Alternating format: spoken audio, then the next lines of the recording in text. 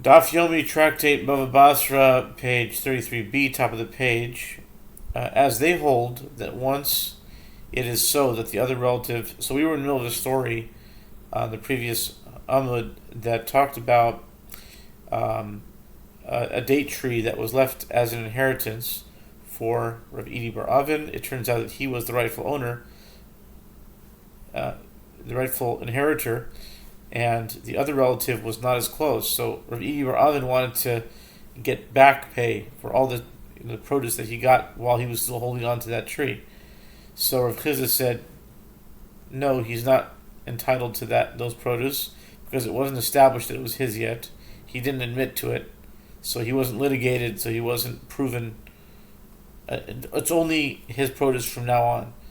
But at the bottom of the Amud it said, Abaya and Rava do not hold in accordance with Rav Chizda in this ruling. As they hold, now we're on 33b, as they hold that once it is so that the other relative admitted that he is not a close relative, he admitted that he never had any right to the produce of the tree in the first place. So he should owe it. Therefore, by his own admission, he is liable to reimburse Rav Idi Bar Avin. There was an incident where two people dispute the ownership of land. This one says, the land belonged to my ancestors, and I inherited it from them. And that one says, the land belonged to my ancestors, and I inherited it from them. This one brings witnesses that the land belonged to his ancestors, and that one brings witnesses that he worked and profited from the land for the years necessary for establishing the presumption of ownership. Rav Chizda said the one who is in possession of the land is deemed credible due to the legal principle that if one would have been deemed credible had he stated one claim but instead stated another claim, that accomplishes the same result. He has credibility. Because why would he lie and state this claim?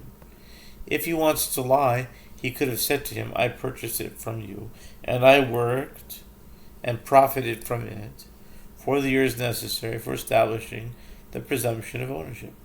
Abai and Rava do not hold in accordance with this opinion of Rav Chizda because they hold that we do not say that the principle of why would I lie applies in a case where there are witnesses contradicting the claim he is stating, as in this case witnesses testify that it belonged to the ancestors of the other claimant. There was a certain person who said to another, what do you want with this land of mine? The possessor said to him in response, I purchased it from you, and I worked and profited from it for the years necessary for establishing the presumption of ownership.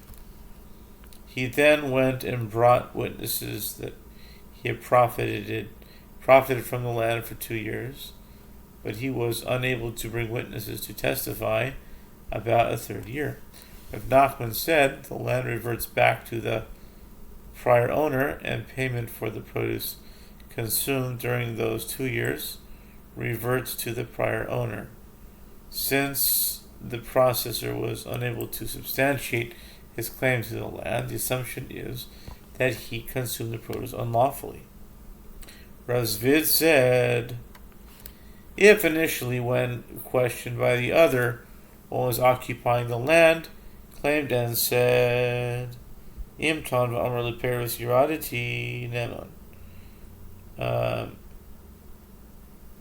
I entered the land to consume its produce that I had purchased. He is deemed credible. After all, didn't Rav Yehuda say, this one who is holding a sickle and rope and says, I will go call the dates from the date tree of so-and-so who sold it to me is deemed credible, that he has the right to do so. Apparently, a person is not so brazen that he would call the dates of a date tree that is not his.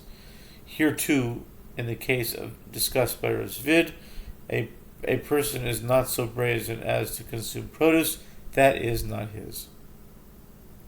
The Gemara asks, if that is so, that the assumption is that he would not lie, let one be deemed credible with regard to the land as well.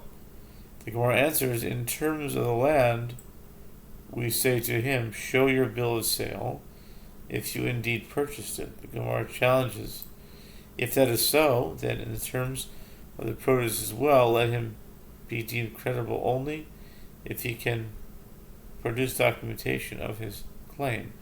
The Gemara explains, it is not common for people to write documents to establish the right to consume produce alone, and one can therefore claim to have consumed the produce based on an oral agreement.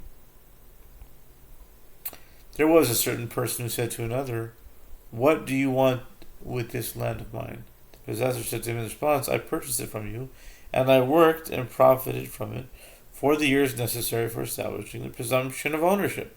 He then brought one witness who testified that he profited from the land for the necessary 3 years. The rabbis who were studying before Abai maintained that it made sense to say that the principle in this case is the same as that in the case of the piece of the cast metal adjudicated by Rabbi Abba. The Gemara now presents that case, as there was a certain man who snatched a piece of cast metal from another. The one from whom it was taken came before Rav Ami, while Rav Abba was sitting before him. He brought one witness who testified that it was in fact snatched from him. The one who snatched it said to him, yes, it is true that I snatched it, but I merely snatched that which was mine. Rav Ami said,